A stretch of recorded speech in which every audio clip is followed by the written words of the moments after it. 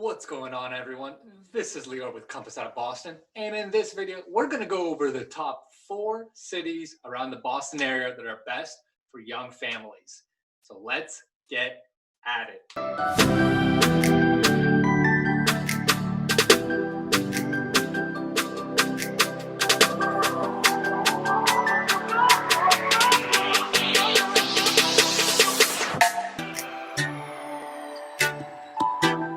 What's going on, guys? My name's Lior and I'm with Compass out of Boston, and in this video we're going to go over the top 4 cities close to Boston that I think are the best for young families. Now before we get into it, 2 quick things. Number 1, if you guys haven't already subscribed to my channel, smash that subscribe button. I put out so many new videos every single week talking about what it's like to live in different neighborhoods around Boston, tips on buying, tips on selling, tips on investing, neighborhood events, and so much more. So if you haven't subscribed to my channel, smash that button and you'll know every time I do a new video. And number 2, if you guys are even thinking about doing anything with real estate around the Boston area, whether it's buying, selling, investing, whatever it may be, I get so many calls from you guys watching my YouTube videos, and I absolutely love it. So if you have any questions or thinking about doing anything, just send me a call, shoot me a call, send me a text, email, hit me up on Instagram, whatever it is, and I will help you out. So let's get into today's content, which is the top 4 cities that I personally think are the best for young families around the Boston area. And we're going to talk about them through a couple of different metrics. We're going to look at them from a perspective of proximity to Boston, right? How easy is it to get downtown, right? Because even though you're a young family, I'm sure you still want to get into the city every so often. We're going to talk about transportation and convenience. We're then going to talk about jobs, then fun things to do like restaurants, parks, or any other major things going on. And of course, price of the city, right? Because you got to be able to afford and make sure you're comfortable living there financially. So let's get into our list. And we're going to start with number 4, which is Watertown.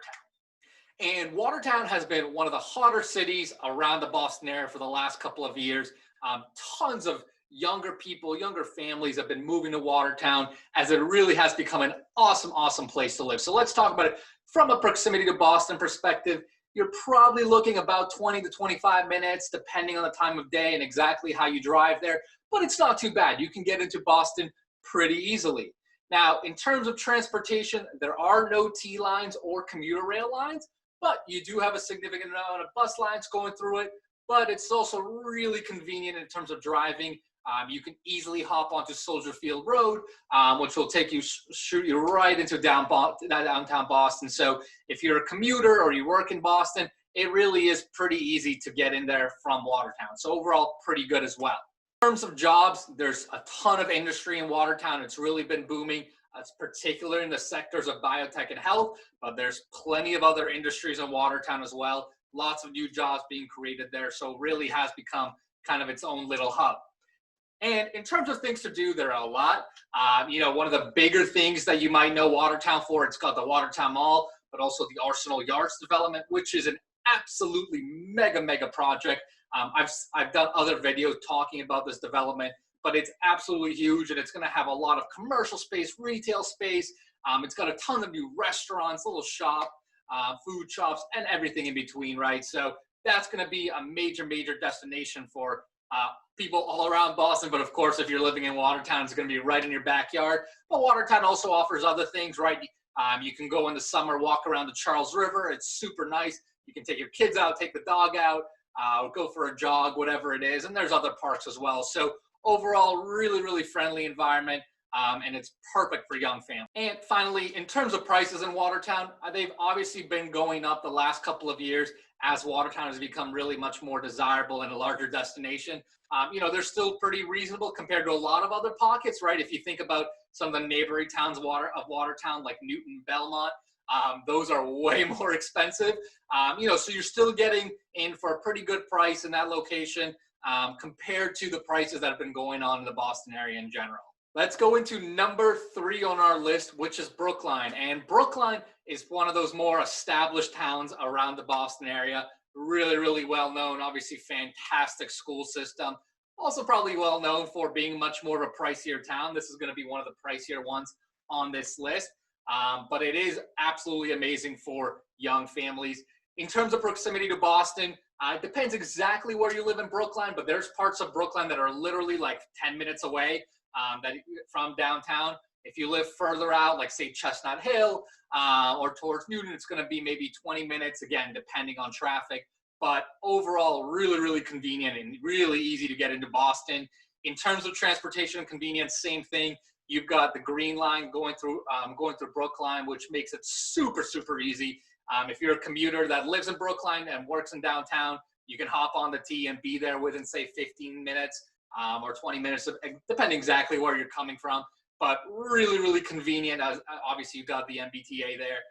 And it's very, very drivable as well, right? If you're driving, you can get from Brookline to Boston, again, within 10, 15, 20 minutes, depending exactly where you're coming. Now, in terms of jobs, you know, a lot of people that do work in Brookline, a lot of them do work in downtown Boston, again, because it's so close, right? You can get there within 10, 15 minutes. In Brookline, you also have a lot of Longwood residents, right? So a lot of people that work in the medical sector, whether doctors, nurses, technicians, scientists, et cetera.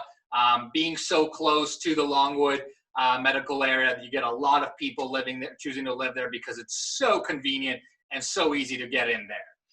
Finally, in terms of lifestyle, I mean, there's a lot to do.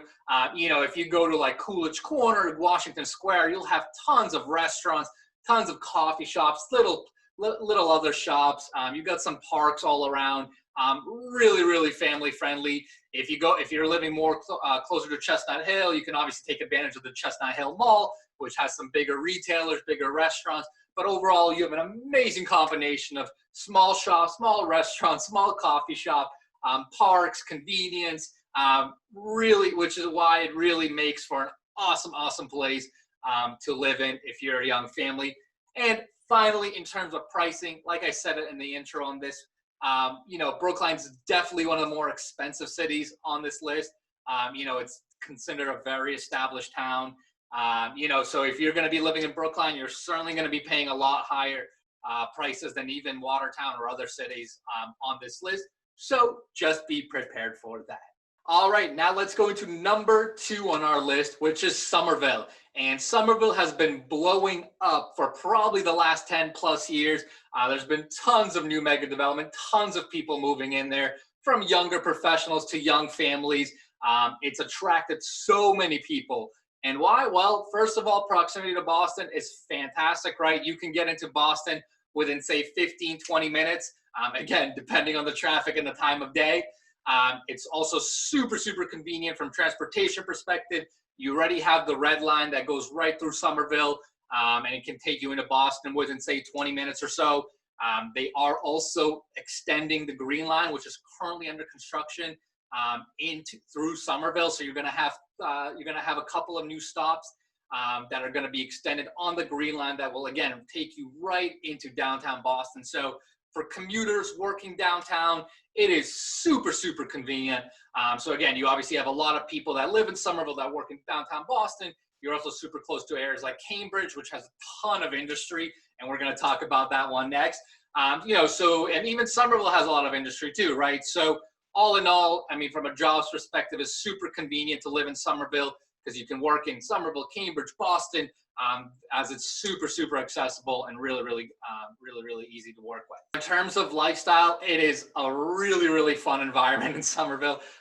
You know, there's a lot to do. You kind of have a range of the smaller shops, right? A lot of the smaller little restaurants, smaller coffee shops, more unique shops that you can find. You also have a range, and it goes to the larger retailers, right? You can go to Assembly Square, which is in East Somerville. Then there you'll find a lot of, you know, it's a massive development. It's kind of like a mega strip mall, if you will. And it's got a ton of big retailers like Nike, Puma, all the, you know, Polo, Ralph Lauren, whatever. You know, so you'll find a ton of big retailers there, a lot of bigger restaurant chains there. So you kind of have best of both worlds in Somerville. You know, it really is overall just a really fun environment. Got a number of breweries there. So on the weekend, if you want to take the kids or the pets out, you know, you can grab a quick beer or a cider and really enjoy it. So all in all, so much to do in Somerville. And in terms of pricing, it is getting pricier. You're going to have quite a bit of variance depending exactly where in Somerville you're going to live. Pockets like East Somerville may be cheaper versus if you're going to go to Porter Square. Towards Porter Square, it's going to be obviously much more expensive. But in general, you can start to find starter homes, say around the fives, condos typically. But it is certainly getting pricier, so just make sure to calculate for that. And number one on our list, guys, is Cambridge, one of my favorite cities around the area. So, from a proximity perspective, Cambridge is amazing for access into Boston. Depending exactly where in Cambridge you are, you can get there as quick as 10, 15 minutes. If you're maybe living a little further out, like West Cambridge or Porter, might take you 20 minutes, but really, really accessible to all of Boston. You've got an amazing transportation system. You've got the Red Line going through the city. You also have the Green Line going through there as well.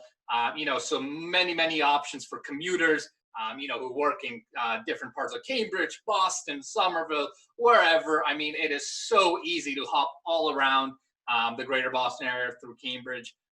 So it's just an amazing location. From a jobs perspective, like we talked about, there's obviously a lot of industry in Cambridge. It's a huge biotech hub, huge pharma hub. It's also a big tech hub now as well. You've got a lot of tech companies parking there. So really diverse. You've got a ton of jobs in Cambridge. But again, people that live in Cambridge, they can work there. They can also get to work really easily in Boston. So all in all, super convenient. In terms of things to do, kind of like Somerville, Cambridge is a really fun environment. You're going to have a lot of smaller restaurants, smaller cafes all around the city.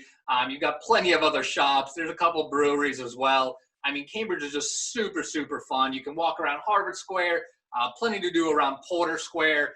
All in all, you obviously have a lot of green space, a number of parks. So really great environment, especially for young families. It's absolutely amazing. And then finally, in terms of price, it is definitely on a pricier side of things. Cambridge is super desirable. So if you are going to be moving to Cambridge, kind of like Brookline, just be prepared to pay higher prices. You're typically, for starter condos, starting to look in the 600s, but most people typically pay more. So just be prepared for that. So that's our list of the top 4 cities for young families around the Boston area. If you guys have any questions, any comments, any thoughts, just shoot them below. And like I said in the intro, guys, if you guys have any questions about buying, selling, investing, or anything to do with real estate, shoot me a call, send me a text, send me an email, whatever it may be, and I will help you out.